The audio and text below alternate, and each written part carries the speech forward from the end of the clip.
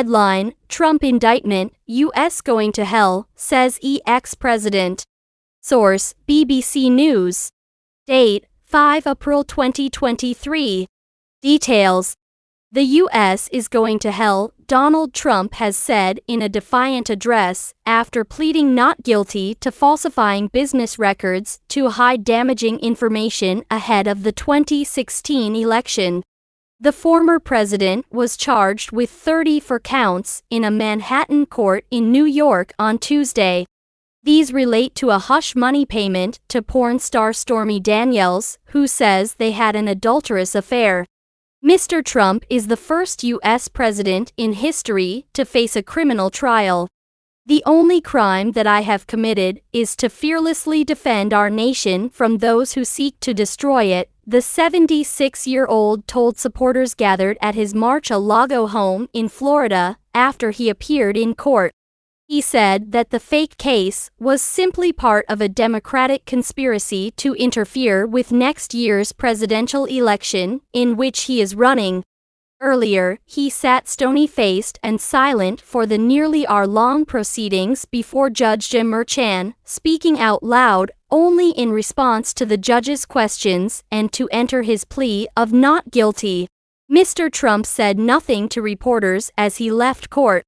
The case against the former president hinges on a hush money payment of $130,000, £104,000, made before the 2016 presidential election.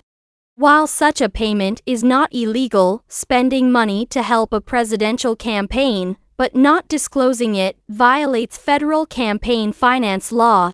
His former lawyer, Michael Cohen, who turned against his former boss, has said he made the payment at Mr. Trump's direction. Each of the charges carries a maximum of 4 years in prison, although a judge could sentence Mr. Trump to probation if he is convicted.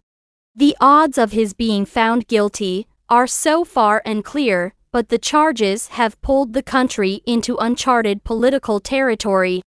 Mr. Trump's trial could begin as early as January 2024, Judge Merchan said, meaning the Republican could be back in court just as primaries begin to select the party's nominee for the presidential election.